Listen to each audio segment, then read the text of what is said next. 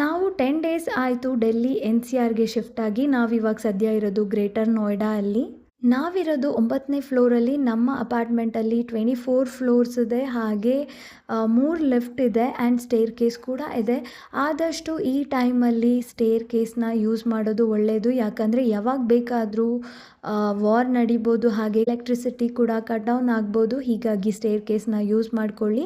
And ಈ ರೀತಿ high rise ಬಿಲ್ಡಿಂಗ್ನ target ಮಾಡ್ತಾರೆ. ನಾವಿರೋದು 9ನೇ ಫ್ಲೋರಲ್ಲಿ, ಹೀಗಾಗಿ ಏನಾದರೂ ನಮಗೆ ಸೇಫ್ಟಿ ಇಲ್ಲ ಅನಿಸಿದ್ರೆ ಇಮಿಡಿಯೇಟಾಗಿ ಬೇಸ್ಮೆಂಟ್ಗೆ ಹೋಗಬೇಕಾಗತ್ತೆ. ಹಾಗೆ ಒಂದು ಬ್ಯಾಗ್ ಕೂಡ ರೆಡಿ ಮಾಡಿಟ್ಕೋಬೇಕಾಗತ್ತೆ.